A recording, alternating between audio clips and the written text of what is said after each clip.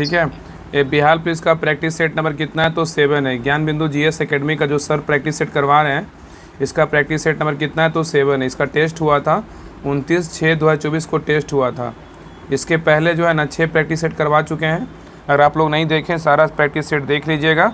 बहुत ही important practice set है, सारा सिलेबस पे आधारित प्रैक्टिस सेट है, न्यू प्रैक्टिस सेट है। सभी प्रैक्टिस सेट को अच्छे से रिवीजन कीजिए, बहुत ज़्यादा एग्ज़ाम में जो है ना मदद होगा जब एग्ज़ाम दीजिएगा तब। तो चलिए प्रैक्टिस सेट नंबर 7 स्टार्ट करते हैं। जितना प्रैक्टिस सेट करवा रहे हैं ना, सारा को अच्छे से रिवीजन करते रहिए। जितना रिवीजन कीजिएगा जितना आपको फ़ायदा करेगा। हर वो क्वेश्चन को देखिए ध्यानपूर्वक, आपको हर क्वेश्चन वो याद होगा। पूरा क्लास को देखिएगा, सारा क्वेश्चन याद हो जाएगा। तो चलिए स्टार्ट करते हैं। प्रैक्टिस सेट नंबर 7 का क्वेश्चन नंबर 1 है। क्वेश्चन नंबर 1 कह रहा है कि वाक्य के घटक या अंग होते हैं। बताइए क्या होगा। क्वेश्चन नंबर 1 कह रहा है कि वाक्य के घटक या अंग होते हैं। कह रहा है वाक्य के घटक या अंग होते हैं क्या? बताइए। तो ए का राइट आंसर होगा, ऑप्शन नंबर क्या होगा? तो ए होगा। क्या होगा? उद्देश्य और विधेय होगा। तो उद्देश्य और क्या होगा? विधेय। तो याद रखिएगा ना कि वाक्य के घटक या अंग होते हैं, क्या होते हैं? उद्देश्य और विधेय होते हैं। क्या होते हैं? उद्देश्य और विधेय होते हैं। क्वेश्चन नंबर 2 पे है। क्वेश्चन नंबर 2 कह रहा है कि जिन वाक्यों में एक उद्देश्य या एक विधेय होता है उसे क्या कहते हैं? बताइए। कह रहा है कि जिन वाक्यों में एक उद्देश्य तथा एक विधेय होता है उसे क्या कहते हैं? तो उसे कहते हैं, 2 का राइट आंसर होगा, ऑप्शन नंबर क्या होगा? बी, सरल वाक्य कहते हैं। क्या कहते हैं? सरल वाक्य कहते हैं, याद रखिएगा। आइए क्वेश्चन नंबर 3 पे है। क्वेश्चन नंबर 3 करा अभिज्ञ का विलोम क्या होगा? बताइए। अभिज्ञ का विलोम क्या होगा? तो 3 का राइट आंसर होगा, ऑप्शन नंबर ए, अनभिज्ञ होगा। क्या होगा? अनभिज्ञ होगा, याद रखिएगा। आइए क्वेश्चन नंबर 4 करा अमृत। अमृत का परिभाषी शब्द नहीं है। कौन जो है ना अमृत का परिभाषी शब्द नहीं है? तो 4 का राइट आंसर होगा, ऑप्शन नंबर बी, हेम जो है ना प्रवाची शब्द नहीं है, लेकिन सोम अमृत का प्रवाची शब्द है, पीयूष अमृत का प्रवाची शब्द है, अम्य जो है क्या है? तो अमृत का प्रवाची शब्द है। तो कह रहा अमृत का प्रवाची शब्द कौन नहीं है? तो हेम नहीं है, लेकिन अम्य और पीयूष और सोम ये तीनों हैं। क्वेश्चन नंबर 5 है। कह रहा निम्न में से एक उपसर्ग नहीं है। कौन जो है एक उपसर्ग नहीं है? तो 5 का राइट आंसर होगा, ऑप्शन नंबर सी, त जो है ना उपसर्ग नहीं है, लेकिन अ, स और कु क्या है? तो उपसर्ग है, याद रखिएगा। तो दिए गए विकल्पों में से स कु उपसर्ग है, किंतु त प्रत्यय है। क्या है? त क्या है? प्रत्यय है। और अतः विकल्प क्या है? तो सी जो है ना विकल्प क्या है? तो सी सही उत्तर है। तो कह रहा है कि निम्न में से एक उपसर्ग नहीं है, तो त नहीं है, लेकिन अ, स, कु है। आगे नेक्स्ट क्वेश्चन पे एक कह रहा है इक प्रत्यय लगाने पे सप्ताह का रूप क्या होगा? इक प्रत्यय लगाने पे सप्ताह का रूप क्या होगा? तो 6 का राइट आंसर होगा, ऑप्शन नंबर बी, साप्ताहिक होगा। क्या होगा? साप्ताहिक होगा। तो कह रहा है इक प्रत्यय लगाने पर सप्ताह का रूप क्या होगा? तो साप्ताहिक होगा। आइए क्वेश्चन नंबर 7 कह रहा है कि समास का अर्थ क्या होता है? तो समास का अर्थ आप लोग बताइए, समास का अर्थ क्या होगा? तो 7 का राइट आंसर होगा, ऑप्शन नंबर ए, संक्षेप होगा। क्या होगा? संक्षेप होगा। तो समास का अर्थ क्या होता है? संक्षेप होता है। और संधि का अर्थ क्या होता है? तो मिलना होता है। क्या होता है? संधि का अर्थ मिलना होता है। और विच्छेद का अर्थ बोलेगा तो क्या होता है? विच्छेद का अर्थ तो अलग अलग होना, अलग अलग करना होता है। हाँ, विच्छेद का जो अर्थ होता है अलग अलग करना होता है। तो यहाँ पे क्या पूछ रहा था कि समास का अर्थ क्या है? तो समास का जो अर्थ है ना वो संक्षेप है। अब आइए नेक्स्ट क्वेश्चन पे। क्वेश्चन नंबर 8 कर रहा है निम्न में से कौन एक द्वंद्व समास का उदाहरण नहीं है? बताइए। इसमें कौन जो है द्वंद्व समास का उदाहरण नहीं है? तो 8 का राइट आंसर होगा, ऑप्शन नंबर सी, जीवन भर जो है ना ये द्वंद्व समास का उदाहरण नहीं है, लेकिन पाप पुण्य द्वंद्व समास का उदाहरण है।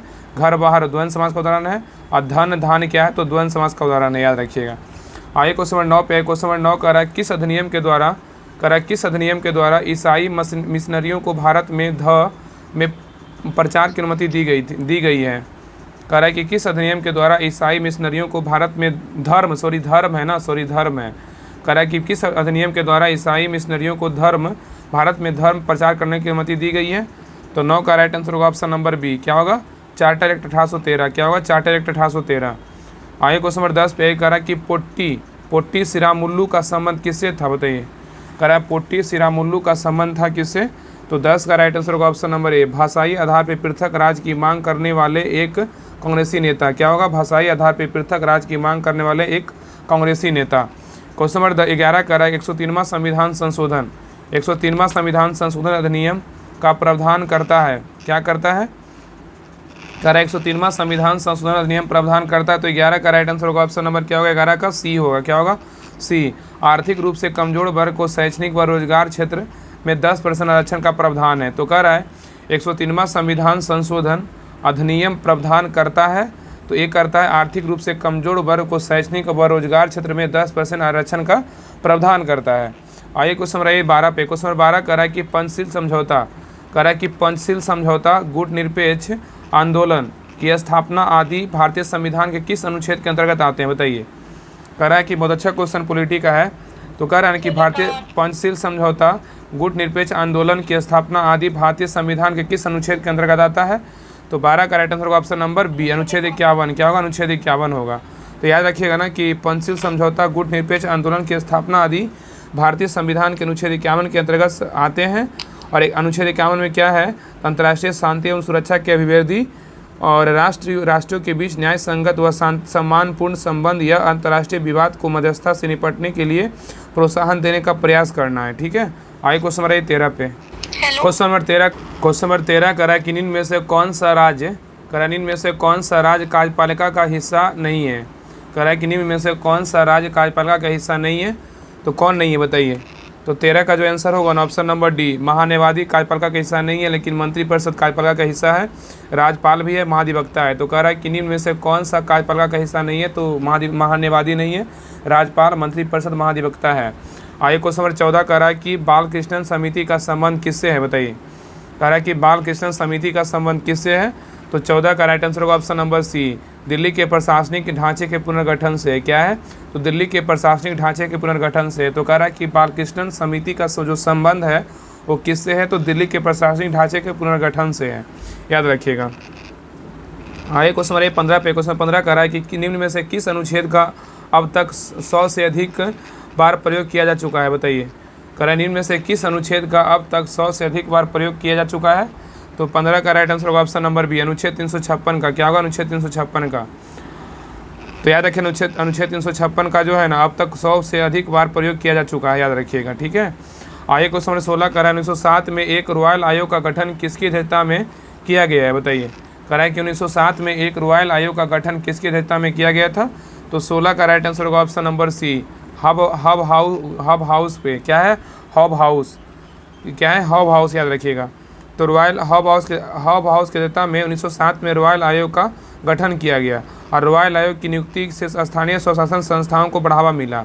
आइए क्वेश्चन नंबर 17 कह रहा है कि राष्ट्रीय गौरव का अनादर, कह रहा है कि राष्ट्रीय गौरव का अनादर करने के लिए सजा प्राप्त व्यक्ति कितने वर्षों तक लोकसभा व राज्य विधानसभा का चुनाव लड़ने के लिए अयोग्य होगा?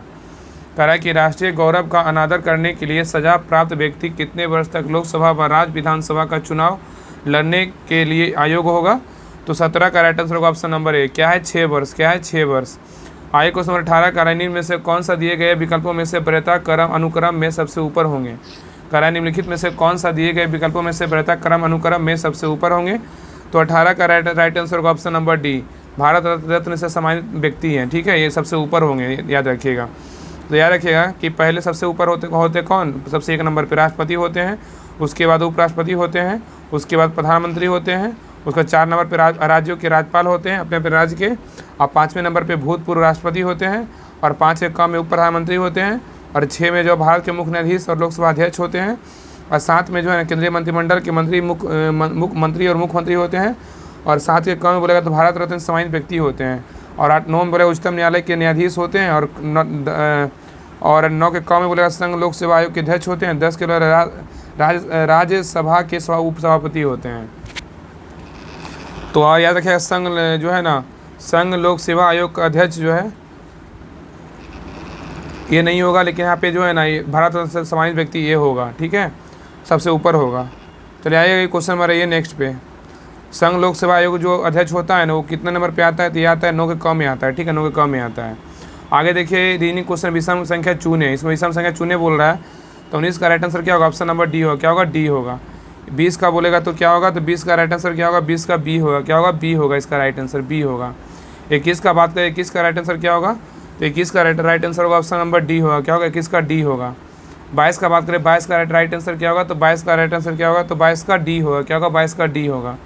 आगे 23 नंबर कर रहा है कि यहाँ पे 22 में जो है देखिए यहाँ पे कह रहा है ना कि 22 नंबर में कि जहाज का संबंध कप्तान से, ये भी रीजनिंग क्वेश्चन। उसी प्रकार अखबार का संबंध किससे होगा?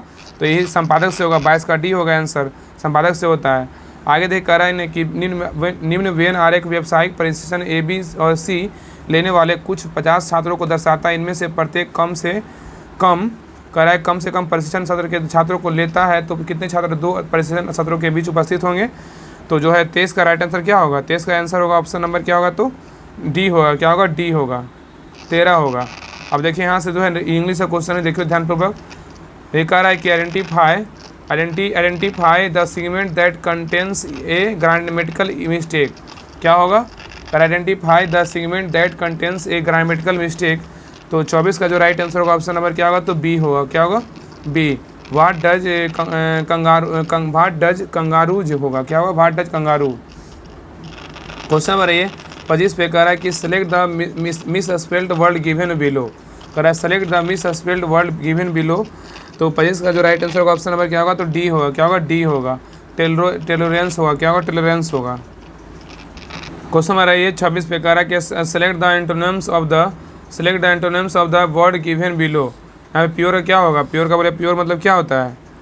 तो 26 का जो आंसर प्योर मतलब होता है ना, मतलब इसका भावार्थ मतलब शुद्ध होता है। क्या होता है, शुद्ध होता है। तो इसका जो राइट आंसर होगा ऑप्शन नंबर क्या होगा, डी होगा। टेनेड होगा। क्या होगा, टेनेड। इसका मतलब क्या होता है, टेनेड मतलब, इसका मतलब टेनेड मतलब क्या होता है, बताइए। टेनेड मतलब,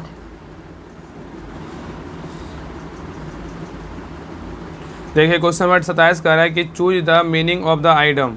इसमें कह रहा है choose the meaning of the item, दिया हुआ है कि the gift of a gap. क्या होगा, the gift of a gap. तो 27 का राइट आंसर होगा ऑप्शन नंबर क्या होगा, ए होगा।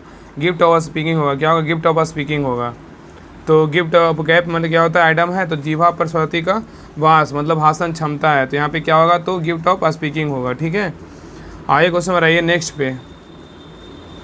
कह रहा है कि choose the correct voice of the sentence given below.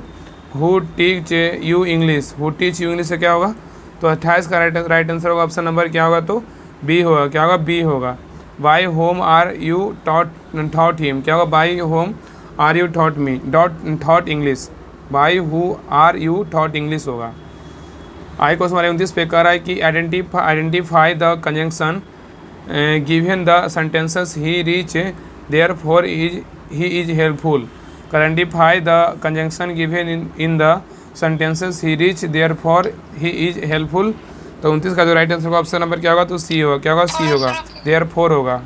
Next question है क्वेश्चन नंबर 30 कह रहा है कि choose the correct preposition in the sentences given below. यहाँ पे प्रीपोजिशन को फिल करना है। अनु इज स्टैंडिंग, खाली स्थान नेहा एंड क्या है, सहसी। क्या होगा, तो नेहा एंड सहसी। तो इसका राइट आंसर होगा क्या होगा, अनु इज स्टैंडिंग। यहाँ पे क्या भराएगा, तो 30 का जो भराएगा ना आंसर होगा क्या होगा, सी होगा। क्या होगा, सी होगा, बिटवीन होगा। क्या होगा, Anu is standing between Neha and Shashi होगा। याद रखिएगा, इंग्लिश का क्वेश्चन बहुत इंपॉर्टेंट है। इंग्लिश का क्वेश्चन प्रैक्टिस जितना कीजिएगा ना उतना ज़्यादा आपको सही होगा एग्जाम में। आगे क्वेश्चन नंबर 31 कर रहा है कि fill in the missing word of the blank. It is time for a tea. यहाँ पे क्या भरा है, खाली स्थान क्या होगा, बताइए। It is time for the T. तो 31 का जो राइट आंसर होगा क्या होगा, ऑप्शन नंबर क्या होगा, तो 31 का बी होगा। टू बी होगा टेकन। क्या होगा, to be taken. It is time for the tea to be taken वहाँ पे होगा। ठीक है, आगे क्वेश्चन नंबर 32 पे कह रहा है निम्नलिखित में से कौन सी अस्थायी बंदोबस्त की विशेषता नहीं है, बताइए। इसमें कौन जो है निम्नलिखित में से कौन सी अस्थायी बंदोबस्त की विशेषता नहीं है। तो 32 का राइट आंसर होगा ऑप्शन नंबर बी। क्या है, अस्थायी बंदोबस्त ने केसों के प्रथागत दखल अधिकार को ध्यान में बनाए रखा। ये गलत है, ये विशेषता नहीं है। लेकिन अस्थायी बंदोबस्त की विशेषता क्या है, तो अस्थायी बंदोबस्त ने भू स्वामित्व का अधिकार जमींदारों में निहित किया। ये बिल्कुल सही है। अस्थायी बंदोबस्त के अधीन उच्च मालगुजारी निर्धारण का भार कृषकों पर डाल दिया गया। ये बिल्कुल सही है। अस्थायी बंदोबस्त के अधीन भूमि के वास्तविक कृषकों की दशा में गिरावट हुई। ये भी क्या है, तो सही है। तो तीनों क्या है, अस्थायी बंदोबस्त की विशेषता है। आगे क्वेश्चन नंबर 33 पे कह रहा है 1857 के निम्नलिखित क्रांतिकारियों में से किसका वास्तविक नाम रामचंद्र पांडुरंग था, बताइए। कह रहा है 1857 के निम्नलिखित क्रांतिकारियों में से किसका वास्तविक नाम रामचंद्र पांडुरंग था। तो 33 का राइट आंसर होगा ऑप्शन नंबर क्या होगा, बी होगा, तात्या टोपे। क्या है, तात्या टोपे। आगे कह रहा है कि 1857 के विद्रोह के समय बैरकपुर में कौन ब्रिटिश कमांडिंग ऑफिसर था, बताइए। क्या होगा, कह रहा है कि 1857 के विद्रोह के समय बैरकपुर में कौन ब्रिटिश कमांडिंग ऑफिसर था। तो 34 का राइट आंसर होगा ऑप्शन नंबर क्या होगा, 34 का सी होगा, हैरसे था। क्या था, हैरसे था। तो कह रहा है 1857 के विद्रोह के समय बैरकपुर में कौन सा ब्रिटिश कमांडिंग ऑफिसर था, तो हैरसे था, हैरसे। क्वेश्चन नंबर ये 35 पे कह रहा है इनमें से किस प्रसिद्ध समाज सुधारक, इनमें से किस प्रसिद्ध समाज सुधारक ने ज्ञान योग, कर्म योग, ज्ञान योग, कर्म योग और क्या है राजयोग नामक पुस्तक लिखी है, बताइए क्या होगा। तो कह रहा है इनमें से किस प्रसिद्ध समाज सुधारक ने ज्ञान योग, कर्म योग और राजयोग नामक पुस्तक लिखी। तो 35 का राइट आंसर होगा option number A, Swami Vivekananda. क्या होगा, स्वामी विवेकानंद ने लिखा है, ठीक है, याद रखिएगा। आगे क्वेश्चन नंबर 36 पे कह रहा है कि सिकंदर ने विजय प्राप्त करने के उपलक्ष्य में, सिकंदर ने विजय प्राप्त करने के उपलक्ष्य में किस नगर की स्थापना किया था। तो क्या होगा, तो 36 का राइट आंसर होगा ऑप्शन नंबर डी, निकैया का। क्या होगा, निकैया का। तो सिकंदर ने 2 नगरों की स्थापना किया था, एक था निकैया जो विजय प्राप्त करने के उपलक्ष्य में किया था, और एक था बाऊ केफला था जो अपने प्रिय घोड़े के नाम पे रखा था, ठीक है। आगे क्वेश्चन नंबर 37 पे कह रहा है कि निम्न में से किसने अपने ग्रंथ माध्यमिक सूत्र में सापेक्षता के सिद्धांत का प्रतिपादन किया, तो क्या होगा। तो 37 का राइट आंसर होगा ऑप्शन नंबर बी, नागार्जुन। क्या होगा, नागार्जुन। तो कह रहा है निम्नलिखित में से किसने अपने ग्रंथ माध्यमिक सूत्र में सापेक्षता के सिद्धांत का प्रतिपादन किया, तो नागार्जुन ने किया। किसने किया, नागार्जुन ने। आगे क्वेश्चन 38 कह रहा है कि सन 1442 से 43 में अब्दुल रजाक ने किस राजवंश के शासक शाहरुख के राजदूत के रूप में विजयनगर साम्राज्य का दौरा किया था। कह रहा है कि सन 1442 से 43 में अब्दुल रजाक ने किस राजवंश के शासक शाहरुख के राजदूत के रूप में विजयनगर साम्राज्य का दौरा किया था। तो 38 का राइट आंसर होगा ऑप्शन नंबर डी, तैमूर राजवंश था। कौन था, तैमूर राजवंश। नेक्स्ट क्वेश्चन का बात करें, कह रहा निजाम उल मुल्क ने किस युद्ध में मुगल सूबेदार मुबारिज खां को शिरकत दी, बताइए क्या होगा। कह रहा निजाम उल मुल्क ने किस युद्ध में मुगल सूबेदार मुबारिज खां को शिरकत दी। तो 39 का राइट आंसर होगा ऑप्शन नंबर ए, शंकुर खेड़ा का युद्ध। क्या है, शंकुर खेड़ा का युद्ध या शंकर खेड़ा का युद्ध, याद रखिएगा। क्वेश्चन नंबर आइए 40 पे। क्वेश्चन नंबर 40 का रहा है कि बिहार में नुहानी शासन, बिहार में नुहानी शासन शुरू किया था, बताइए किसके द्वारा शुरू किया गया था। बिहार में नुहानी शासन किसके द्वारा शुरू किया गया था। तो 40 का राइट आंसर होगा ऑप्शन नंबर ए, दरिया खान नुहानी के द्वारा किया गया था। किसके द्वारा, दरिया खान नुहानी के द्वारा किया गया था। आगे क्वेश्चन नंबर 41 पे कह रहा है कि दरभंगा में नामक कानून भंग करने के लिए सत्याग्रह का नेतृत्व किसने किया था। तो 41 का राइट आंसर होगा option number B, Narayan Singh ने किया था। किसने किया था, नारायण सिंह ने किया था। तो कह रहा है कि दरभंगा में नमक कानून, कह रहा है दरभंगा में नमक कानून भंग करने के लिए सत्याग्रह नेतृत्व किसने किया था। तो नारायण सिंह ने किया था। किसने किया, नारायण सिंह ने। दरभंगा में नमक कानून का भंग करने के लिए सत्याग्रह का नेतृत्व किसने किया, नारायण सिंह ने किया। आगे क्वेश्चन 42 कह रहा है किसी इनमें से किस रसायन का प्रयोग अमेरिका द्वारा वियतनाम के जंगली एवं झाड़ियों को खत्म करने के लिए किया गया था। तो 42 का राइट आंसर होगा ऑप्शन नंबर क्या होगा, 42 का ऑप्शन नंबर बी होगा। क्या होगा, एजेंट ऑरेंज। क्या है, एजेंट ऑरेंज। तो कह रहा है कि इनमें से किस रसायन का प्रयोग अमेरिका द्वारा वियतनाम के जंगलों एवं झाड़ियों को खत्म करने के लिए किया गया था। तो एजेंट ऑरेंज। नेक्स्ट क्वेश्चन 43 पे कह रहा है कंबोडिया, कह रहा है कंबोडिया का गृह युद्ध का समाप्त हुआ था कब, बताइए।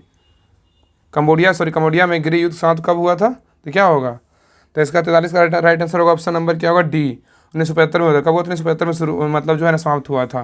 तो याद रखिएगा जो है ना दरभंगा में भी क्या है, तो इसका जो है कह रहा है कि कंबोडिया में गृह युद्ध कब समाप्त हुआ था, तो 1975 में शुरू हुआ था। आगे क्वेश्चन नंबर कह रहा है 44, देखिए मैथ क्वेश्चन है। तो 44 का जो राइट आंसर होगा क्या होगा, ऑप्शन नंबर क्या होगा, 44 का सी होगा। क्या होगा, सी होगा। 45 का बोले, 45 का आंसर क्या होगा, 45 का आंसर होगा ऑप्शन नंबर डी होगा। क्या होगा, डी होगा। 46 का बात है, 46 का राइट आंसर क्या होगा, ऑप्शन नंबर बी होगा। 46 का बी होगा। 47 का बोले, 47 का राइट आंसर क्या होगा, 47 का ऑप्शन नंबर ए होगा। 47 का ए होगा। 48 का बोले तो 48 का राइट आंसर क्या होगा, 48 का बोलेगा तो 48 का डी होगा। क्या 48 का डी आंसर होगा। क्या होगा, डी होगा। क्वेश्चन नंबर 49 है, देखिए ये भी मैथ का क्वेश्चन है। 49 का जो राइट आंसर क्या होगा, तो 49 का आंसर होगा ऑप्शन नंबर होगा इसका डी होगा। क्या होगा, डी होगा इसका राइट आंसर। आगे भी देखिए मैथ का क्वेश्चन है, एक कैंप में 180 विद्यार्थी, ये भी मैथ का क्वेश्चन है। इसका देखिए सही आंसर क्या होगा, तो 50 का राइट आंसर होगा ऑप्शन नंबर ए होगा। क्या होगा, ए होगा। आगे ये भी देखिए मैथ का क्वेश्चन है, तो 51 का राइट आंसर क्या होगा, ऑप्शन नंबर डी होगा। क्या होगा, डी होगा। आगे देखिए 52 का राइट आंसर क्या होगा, 52 भी मैथ का क्वेश्चन है, तो 52 का right answer option number A होगा। क्या होगा, ए होगा। आगे क्वेश्चन नंबर 53 पे आइए, 53 भी मैथ का क्वेश्चन, 53 का right answer option number B होगा। अब देखिए यहाँ पे जीके क्वेश्चन स्टार्ट है। देखिए यहाँ पे कह रहा है मिलान करने, सूची 1 सूची 2 को क्या करना है, मिलाना है। यहाँ पे मिलाना है, तो इसका जो मिलाते हैं, डक्कन ट्रैप बोलेगा तो डक्कन ट्रैप का क्या हो जाएगा, डक्कन ट्रैप का हो जाएगा क्रिटेशियस आदि न्यूटन होगा। क्या होगा, एक का हो जाएगा सी हो जाएगा, क्या होगा, एक का सी। दक्कन ट्राइब का हो जाएगा क्रिस्टेशियस आदि न्यूटन, और पश्चिमी घाट का क्या हो जाएगा, पश्चिमी घाट का हो जाएगा उत्तर नूतन, क्या होगा, उत्तर नूतन। और अरावली का हो जाएगा क्या, अरावली का बोले तो अरावली का हो जाएगा प्री कैरेबियन, क्या होगा, अरावली का प्री कैरेबियन होगा। और नर्मदा ताप्ती जलोढ़ निक्षेप क्या होगा, तो इसका हो जाएगा अत्यंत नूतन, क्या होगा, अत्यंत नूतन। तो दक्कन ट्राइब का बोलेगा तो क्रिटेशियस आदि नूतन, और अगर यहाँ पे बात करें पश्चिमी घाट का क्या होगा तो उत्तर नूतन, अरावली का बोलेगा तो अरावली का क्या होगा तो प्री कैरेबियन होगा, और नर्मदा ताप्ती जलोढ़ निक्षेप का क्या होगा तो अत्यंत नूतन होगा। ठीक है, आइए क्वेश्चन नंबर 55 पे, क्वेश्चन 55 कर रहा है कि निम्नलिखित नेशनल पार्कों में से किस एक की जलवायु उष्णकटिबंधीय, उपोष्ण, शीतोष्ण और आर्कटिक तक परिवर्तित होती है, बताइए। कह रहा है कि निम्नलिखित नेशनल पार्कों में से किस एक की जलवायु उष्णकटिबंधीय से उपोष्ण, शीतोष्ण और आर्कटिक तक परिवर्तित होती है। तो ये होता है कौन सा पार्क, तो 55 का जो राइट आंसर होगा ऑप्शन नंबर क्या होगा, डी होगा, नामदफा नेशनल पार्क, क्या होगा, नामदफा नेशनल पार्क। और ये कहाँ है, तो अरुणाचल प्रदेश में स्थित है नामदफा नेशनल पार्क, याद रखिएगा। ठीक है, आइए क्वेश्चन नंबर आइए 56 पे, कह रहा है कि मृदा के पोषण तत्व पोटेशियम का कार्य क्या है। कह रहा है कि मृदा के पोषण तत्व पोटेशियम का कार्य क्या है। तो 56 का राइट आंसर होगा ऑप्शन नंबर सी, क्या है, 56 का सी होगा, रोग प्रतिरोधक क्षमता बढ़ाना और पानी का उचित अवशोषण करना, क्या होगा, रोग प्रतिरोधक क्षमता को बढ़ाना और पानी का उचित अवशोषण करना। आगे क्वेश्चन 57 कर रहा है कि फर्टिगेशन विधि में से सिंचाई आधुनिक खोज किस देश में हुई है। कह रहा है कि फर्टिगेशन विधि से सिंचाई की आधुनिक खोज किस देश में हुई है। तो 57 का राइट आंसर होगा ऑप्शन नंबर डी होगा, क्या होगा, इजराइल होगा, क्या होगा, इजराइल होगा, याद रखिएगा। आइए क्वेश्चन 58 पे, क्वेश्चन 58 कह रहा है कि भूतल पर बिंदु जो उद्गम केंद्र के समीप होता है वह कहलाता है, क्या कहलाता है। कह रहा है भूतल पर बिंदु जो उद्गम केंद्र के समीप होता है वह क्या कहलाता है। तो 58 का राइट आंसर होगा ऑप्शन नंबर सी, अधिक केंद्र, क्या होगा, अधिक केंद्र कहलाता है। आइए क्वेश्चन 59 पे, कह रहा है भूतापीय ऊर्जा का शीर्ष उत्पादक देश कौन सा है। भूतापीय ऊर्जा का शीर्ष उत्पादक देश कौन सा है। तो 59 का राइट आंसर होगा ऑप्शन नंबर ए, यूएसए है, क्या है, यूएसए है। आइए कह रहा है कि वर्ष 2011 की गणना के अनुसार बिहार का जनसंख्या घनत्व कितना है, बताइए। कह रहा है कि वर्ष 2011 की गणना के अनुसार बिहार का जनसंख्या घनत्व कितना है। तो 60 का राइट आंसर होगा ऑप्शन नंबर डी, 1106 व्यक्ति प्रति वर्ग किलोमीटर, 1106 व्यक्ति प्रति वर्ग किलोमीटर होगा। क्वेश्चन नंबर 61 कह रहा है कि समस्त बिहार में आर्द्रता, कह रहा है कि समस्त बिहार में आर्द्रता न्यूनतम किस माह में रहता है।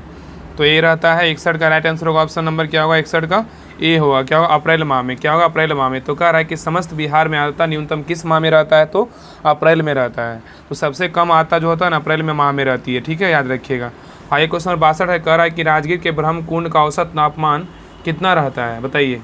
जो राजगीर में नहाए होंगे आप लोग, बताइए कितना गर्म पानी नहाए हैं, गर्म पानी पूरा रहता है, बताइए कितना रहता है। तो राजगीर के जो ब्रह्मकुंड का जो औसत तापमान रहता है कितना रहता है। तो 62 का राइट आंसर होगा option number D, 87 degree Celsius, क्या 87 डिग्री सेल्सियस है। ठीक है, याद रखिएगा। आए क्वेश्चन नंबर 63 पे, कह रहा निम्नलिखित में से किस समिति का संबंध चुनाव सुधार से है, बताइए। कह रहा है कि किस समिति का जो संबंध है ना वो चुनाव सुधार से है। तो 63 का राइट आंसर होगा option number D, Dinesh Goswami समिति का जो संबंध है किससे, सुधार से है, क्या है, तो चुनाव सुधार से, क्या है, चुनाव सुधार से है। तो दिनेश गोस्वामी समिति का संबंध किससे, चुनाव से, किससे, चुनाव सुधार से, याद रखिएगा, किससे, चुनाव सुधार से। तो और याद रखिएगा अगर यहाँ पे बात करें, यहाँ पे कहेगा ना कि दिनेश गोस्वामी समिति का जो स्थापना हुआ था कब हुआ था, ये हुआ था 1990 में, कब हुआ था, 1990 में स्थापना हुआ था, याद रखिएगा। आइए को समझाइए 64 पे, कह रहा है इंद्रधनुष योजना का संबंध किससे है, बताइए। इंद्रधनुष योजना का संबंध किससे है। तो 64 का राइट आंसर होगा ऑप्शन नंबर ए, सार्वजनिक क्षेत्र के बैंकों से, क्या है, सार्वजनिक क्षेत्र के बैंकों से है। आइए क्वेश्चन नंबर 65 कह रहा है कि बंद अर्थव्यवस्था वह अर्थव्यवस्था है जिसमें क्या होता है। बंद अर्थव्यवस्था वह अर्थव्यवस्था है जिसमें क्या होता है। तो 65 का राइट आंसर होगा ऑप्शन नंबर डी, ना तो निर्यात होता है और ना ही आयात होता है। ठीक है, तो कह रहा है कि बंद अर्थव्यवस्था वह अर्थव्यवस्था है जिसमें ना तो आयात होता है और ना तो निर्यात होता है और ना ही आयात होता है। ठीक है, इसका मतलब होता है बंद अर्थव्यवस्था का मतलब होता है। आइए क्वेश्चन नंबर 66 पे, कह रहा है कि निम्नलिखित में से किस प्रधानमंत्री द्वारा उदारीकरण, निजीकरण और भूमंडलीयकरण की नई आर्थिक नीति अपनाई गई। कह रहा है निम्नलिखित में से किस प्रधानमंत्री द्वारा उदारीकरण, निजीकरण और भूमंडलीयकरण की नई आर्थिक नीति अपनाई गई। तो 66 का राइट आंसर होगा option number C, PV Narasimha Rao द्वारा, क्या है, पीवी नरसिम्हा राव के द्वारा। क्वेश्चन नंबर 67 पे, कह रहा है कि प्रथम पंचवर्षीय योजना की प्राथमिकता क्या थी, बताइए। प्रथम पंचवर्षीय योजना की प्राथमिकता क्या थी। तो 67 का राइट आंसर होगा ऑप्शन नंबर सी, कृषि विकास योजना, क्या है, कृषि विकास योजना। कृषि का विकास है, कृषि का विकास है, ठीक है। कह रहा है कि प्रथम पंचवर्षीय योजना का जो प्राथमिकता था ना, क्या था, कृषि का विकास था, क्या था, कृषि का विकास था। आगे क्वेश्चन 68 कह रहा है कि गांधीवादी योजना का विचार किसने प्रस्तुत किया है, बताइए। गांधीवादी योजना का विचार किसने प्रस्तुत किया है? तो 68 का राइट आंसर होगा option number A, Shriman Narayan Agarwal. क्या है? श्रीमन नारायण अग्रवाल। तो कह रहा है कि गांधीवादी योजना का विचार किसने प्रस्तुत किया? श्रीमन नारायण अग्रवाल है। आगे क्वेश्चन रहिए 69 पे। क्वेश्चन 69 कह रहा है कि भारत में नियोजित विकास की रूपरेखा का प्रस्तुतिकरण जयप्रकाश नारायण द्वारा कब किया गया, बताइए। तो 69 का राइट आंसर क्या होगा? ऑप्शन नंबर क्या होगा? ए, 1950 में। क्या 1950 में? तो कह रहा है कि भारत में नियोजित विकास की रूपरेखा का प्रस्तुतिकरण क्या है? तो जयप्रकाश नारायण द्वारा कब किया गया था? तो 1950 में किया गया था। कब किया? 1950 में किया गया था। आगे क्वेश्चन 70 पे आए, कारण नीति आयोग के विषय में निम्नलिखित में से कौन सा कथन सही नहीं है, बताइए। नीति आयोग के बारे में बोल रहा है, कौन सा कथन सही नहीं है? तो याद रखिए 70 का आंसर क्या होगा? 70 का राइट आंसर होगा ऑप्शन नंबर सी होगा। क्या होगा? इसका गठन जनवरी 2016 में किया गया था? नहीं, 2015 में किया गया था। क्या कब किया गया था? 2015 में नीति आयोग का गठन किया गया था, तब सही हो जाएगा, ठीक है ना। और इसका गठन योजना आयोग के स्थान पर किया गया था, बिल्कुल सही है। और इसका पदाध्यक्ष कौन थे? प्रधानमंत्री होते हैं, बिल्कुल सही है। और यह सरकारी संघवाद के सिद्धांत पर आधारित है, बिल्कुल सही है। आगे क्वेश्चन 71 कह रहा है कि समस्थानिक के संदर्भ में निम्नलिखित में से कौन सा कथन सत्य नहीं है, बताइए। करेक्ट, समस्थानिक के संदर्भ में निम्नलिखित में से कौन सा कथन सत्य नहीं है? तो 71 का राइट आंसर होगा ऑप्शन नंबर बी। क्या है? किसी भी तत्व के सभी समस्थानिकों में भौतिक गुण प्रायः समान होते हैं। क्या सत्य नहीं है? लेकिन सत्य क्या है? तो किसी द्रव के सभी समस्थानिक आवर्त सारणी में एक ही स्थान ग्रहण करते हैं, बिल्कुल सही है। और किसी तत्व के सभी समस्थानिकों के रासायनिक गुण एक जैसे होते हैं, बिल्कुल सही है। और किसी तत्व के समस्थानिकों को परमाणु इलेक्ट्रॉनों की संख्या समान होती है। क्या होती है? समान होती है। तो कह रहा है इसमें गलत क्या था? तो गलत सत्य नहीं था। तो किसी भी तत्व के सभी समस्थानिकों के भौतिक प्रायः समान होते हैं, ये केवल क्या है? गलत है। इसमें सही क्या था? तो किसी तत्व की सभी समस्थानिक आवर्त सारणी में एक ही स्थान ग्रहण करना, किसी भी तत्व के सभी समस्थानिकों को भौतिक गुण का प्रायः समान करना, किसी तत्व के सभी समस्थानिकों का रासायनिक गुण जो है ना एक जैसे होते हैं, और किसी तत्व के सभी समस्थानिक का परमाणु इलेक्ट्रॉनों की संख्या समान होते हैं। इसमें क्या था? सी नहीं, गलत था, ठीक है। आई क्वेश्चन रहिए 72 पे। कह रहा है वैद्युत संयोजक यौगिकों आयनिक यौगिकों के द्रव्यमानांक और व्यवक्वथनांक पर उच्च होते हैं, क्योंकि इनमें क्या होते हैं, बताइए। तो 72 का जो आंसर होगा ऑप्शन नंबर क्या होगा? ए होगा। मजबूत अंतरान्विक और आकर्षण बल होता है। तो कह रहा है कि वैद्युत संयोजन यौगिकों आयनिक यौगिक के द्रव्यमानांक और क्वथनांक उच्च होते हैं, क्योंकि इसमें मजबूत आंतरिक आकर्षण बल होता है। आगे क्वेश्चन कह रहा है 73 कह रहा है अवोगाड्रो की परिकल्पना के अनुसार यदि समान ताप की संख्या n हो तो निम्न में से कौन सा तथ्य सत्य होगा, बताइए। कह रहा है अवोगाड्रो की परिकल्पना के अनुसार यदि समान ताप और दाब पर गैस का आयतन V1 पर गैस के मोलों की संख्या n हो तो निम्न में से कौन सा सत्य होगा? तो इसमें सत्य जो है ना कौन है? इसका जो 73 का राइट आंसर क्या होगा? ऑप्शन नंबर क्या होगा? तो सी होगा। क्या होगा? V समानुपाती n। क्या है? V समानुपाती n है। आगे कह रहा है कि निम्न में से कौन सा एक एंटीमनी का अयस्क है, बताइए। कह रहा है इनमें से कौन एंटीमनी का अयस्क है, बताइए क्या होगा? तो 74 का राइट आंसर क्या होगा? ऑप्शन नंबर ए होगा। क्या होगा? ए, स्टीवनाइट होगा। क्या होगा? स्टीवनाइट होगा। आगे को क्वेश्चन नंबर 75 कह रहा है कि नमक को खुली हवा में छोड़ देने पर यह हवा से नमी को सोख लेता है, क्योंकि क्या करना है, बताइए। नमक को खुली हवा में छोड़ देने पर वह हवा से नमी सोख लेता है, क्या कारण है? तो 75 का राइट आंसर होगा ऑप्शन नंबर क्या होगा? तो बी होगा। इसमें अधिक रूप से इसमें अशुद्धि के रूप में मैग्नीशियम क्लोराइड होता है। क्या होता है? इसमें अशुद्धि के रूप में मैग्नीशियम क्लोराइड होता है। आगे क्वेश्चन 76 पे करा क्वेश्चन 76 कि जीव जाति मानव शरीर में सबसे कम पाया जाने वाला तत्व कौन सा, बताइए। यहाँ पे करा जीवित मानव शरीर में सबसे कम पाया जाने वाला तत्व कौन सा है? तो जीवित मानव में क्या होगा?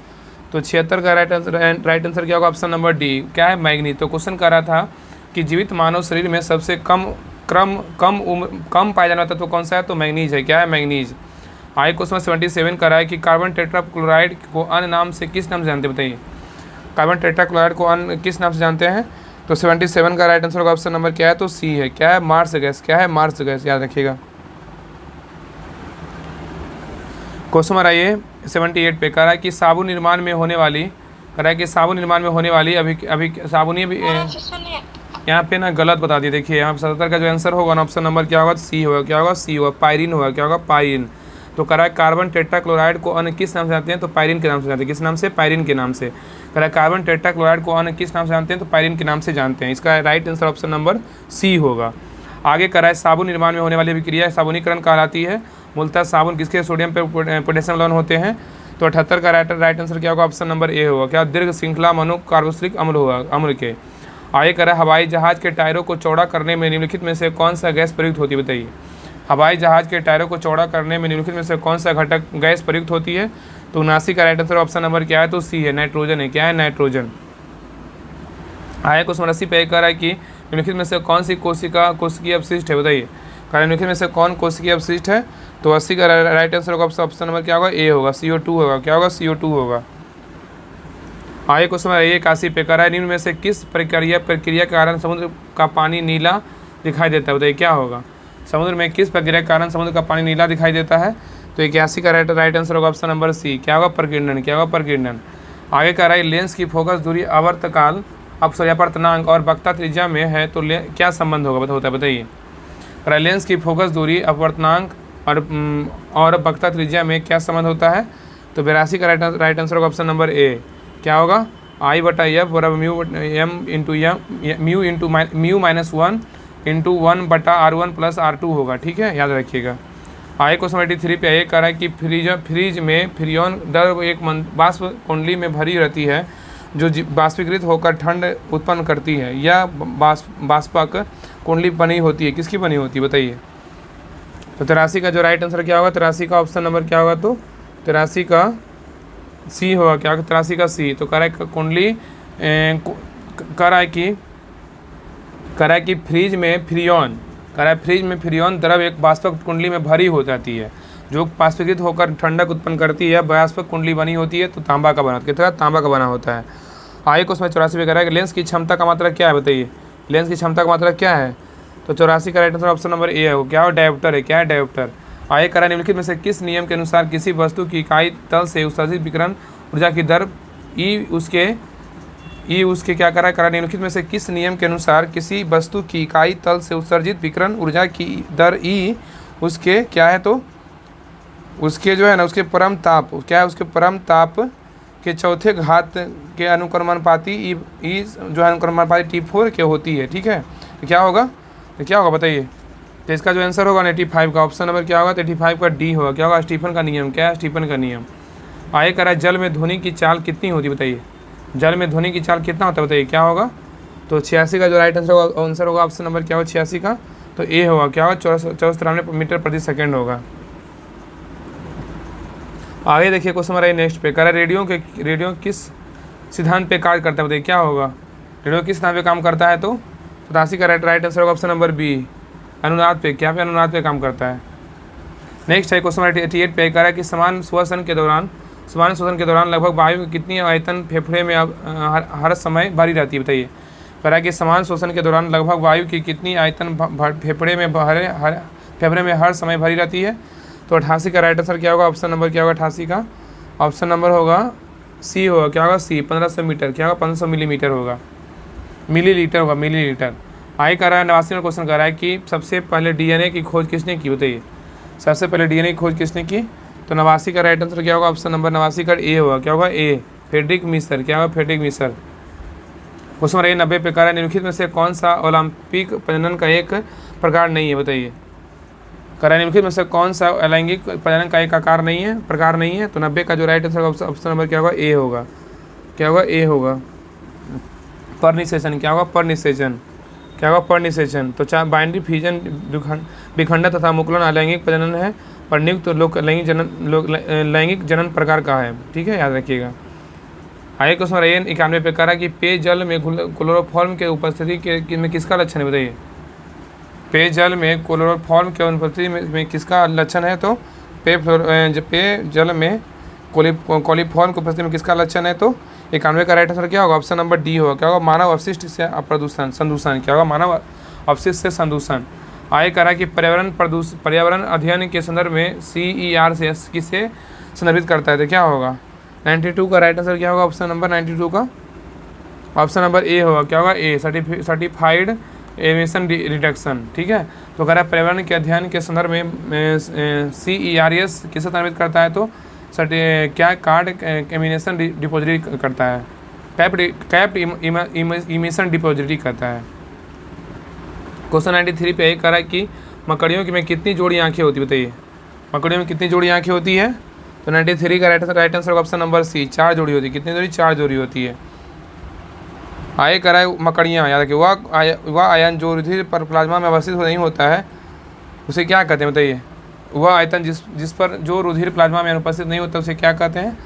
तो इसका जो है राइट आंसर क्या होगा, तो 94 का ऑप्शन नंबर क्या होगा, 94 का डी होगा। क्या होगा, डी होगा, Cu+, क्या होगा Cu+, कॉपर प्लस होगा। आगे कह रहा है गन्ने का नासी जीव कौन सा, बताइए गन्ने का नासी जीव कौन सा है। तो गन्ने का नासी जीव क्या होगा, 95 का राइट आंसर होगा option number A, pink borer होगा। क्या होगा, पिंक बोरर। आगे 96 कह रहा है दुनिया के सबसे लंबे लिथियम भंडार की खोज की गई है, बताइए कहाँ ये किया गया है, दुनिया के सबसे लंबे लिथियम का भंडार की खोज की गई है। तो 96 का राइट आंसर क्या होगा, ऑप्शन नंबर ए होगा। क्या होगा, ऑप्शन नंबर ए होगा, साल्टस सागर में। आगे कह रहा है मोबाइल ब्रिज सिस्टम सर्वत्र किसके द्वारा लॉन्च किया गया, बताइए क्या होगा। तो 97 का राइट आंसर क्या होगा, ऑप्शन नंबर सी होगा। क्या होगा, सी होगा। आगे 100 नंबर 98 नंबर कर रहा है कि PM भगवती, कह रहा PM भगवती जवान PM जनमत। देखिए कह रहा है ना कि PM जनमत क्या है, जनमन, PM क्या है, जनमन अभियान का संबंध किससे, बताइए PM जनमन का अभियान का संबंध किससे है। तो 98 का राइट आंसर क्या होगा, ऑप्शन नंबर क्या होगा, तो 98 का डी होगा। क्या होगा, डी, वरिष्ठ नागरिकों के लिए। तो कह रहा है PM जनमन अभियान का संबंध किससे, तो वरिष्ठ नागरिकों से। आगे कर 99 और कहा कि दिसंबर 2023 में पूर्वी क्षेत्रीय परिषद की 26वीं बैठक का आयोजन किया गया है, कहाँ किया गया है। 99 का राइट आंसर क्या होगा, ऑप्शन नंबर सी होगा। क्या होगा, सी, पटना में। आगे क्वेश्चन नंबर 100 कर रहा है, इसका 90 का जो है आंसर ना, इसका क्या कर रहा है क्वेश्चन, देखिए फिर से कर रहा है, देख रहे हैं क्वेश्चन नंबर 90, देखिए 98 कर रहा है ना कि PM जनमन अभियान का संबंध किससे है। तो इसका आंसर क्या होगा, इसका राइट आंसर गरीबी रेखा नीचे, दिव्यांग से, वरिष्ठ नागरिकों से, ये होगा जनजातियों से होगा। क्या होगा, जनजातियों से होगा। ठीक है, इसका right answer option number D हो, सुधार लीजिए। ठीक है, तो कह रहा है PM जनमन अभियान का संबंध किससे, जनजातियों से है। क्या है, जनजातियों से है, याद रखिएगा। आज दिसंबर 2023 में पूर्वी क्षेत्रीय परिषद की 26वीं बैठक का आयोजन किया गया है, पटना में। क्या गया, पटना में किया गया है। आगे कराना कि 100 नंबर क्वेश्चन है ना, आँख क्या है ना, लहर रहा है, मतलब इससे क्या होता है ना कि मतलब थोड़ा दिमाग भड़क जाता है, पता ना कैसे रात से लहर रहा है थोड़ा थोड़ा। क्वेश्चन नंबर 100 का रहा है ना कि 16वें वित्त आयोग के अध्यक्ष के रूप में निम्न में से किसे नियुक्त किया गया है। लेकिन ज़बरदस्ती सेट तो लाना है ना, एग्जाम है, जितना रिवीजन करना बहुत ज़रूरी है, क्योंकि हर वो सेट ऐसे पीछे सेट है। सेट प्रैक्टिस सेट लगभग 14 हो चुका है, हम लोग अभी 7 पे ही हैं। अभी जितना जल्दी हो 2 प्रैक्टिस सेट डेली पाई कर करके जो है ना इसको ख़त्म पूरा कर देंगे, फिर बराबर पे आ जाएंगे। तो सभी लोग जो है ना क्लास को अच्छे से देखा कीजिए, हर क्लास को रिवीजन कीजिए, जितना भी क्लास आता है सभी क्लास को अच्छे से देखिए, तभी जो है ना आपका सिलेक्शन हो पाएगा। अभी अंत समय में जितना रिवीजन कीजिएगा तभी उतना फ़ायदा होगा। जितने प्रैक्टिस सेट हो चुका है ना, प्लेलिस्ट चेक कीजिएगा, आपको सारा प्रैक्टिस मिलेगा, वीडियो क्लास मिल जाएगा, आप वहाँ से उठाइए एक क्लास को, अब बारी बारी सारा देख जाइए। ठीक है, अब बाकी जो पर डे आता है उस क्लास को भी अच्छे से देखिए, तभी आपका जो है ना आपको डेली बाई डेली 500-600 क्वेश्चन आपको माइंड से पार होगा। तो क्वेश्चन नंबर 100 का रहा है कि 16वें वित्त आयोग के अध्यक्ष के रूप में निम्न में से किसे नियुक्त किया गया है। तो सबको पता है, ये तो चलता फिरता क्वेश्चन है, ऑप्शन नंबर ए होगा, अरविंद पनगड़िया। आज ही क्वेश्चन पढ़ रहे थे, ये क्वेश्चन था आज सुबह करवाए हैं, प्रैक्टिस सेट नंबर प्लेटफॉर्म का था, सेट नंबर 3 में था ये क्वेश्चन। तो ये क्वेश्चन था 16वें वित्त आयोग के अध्यक्ष वर्तमान में कौन, मतलब एक रूप में किसे नियुक्त किया गया है, तो अरविंद पनगड़िया को नियुक्त किया गया है। ठीक है, तो ये सेट नंबर था 7, सेट नंबर 7 कंप्लीट हो गया है। बाकी इसको क्लास को हर जगह शेयर कीजिए, लाइक कीजिए, सब्सक्राइब कीजिए, और इसका अगर आपको PDF चाहिए आप टेलीग्राम चैनल ज्वाइन कर लीजिए, डिस्क्रिप्शन में लिंक डला हुआ है, लिंक पे क्लिक करके ज्वाइन कर लीजिए। राहुल स्टडी ग्रुप के नाम से टेलीग्राम चैनल है, उस पर इसके पहले का सारा PDF हम भेज चुके हैं, इसका भी PDF हम टेलीग्राम चैनल पर डाल देंगे। तो नेक्स्ट क्लास में देखेंगे सेट नंबर 8 देखेंगे। तो रहने दीजिए आज के लिए यहीं तक, सेट नंबर 8 जो है अगले क्लास में देखेंगे।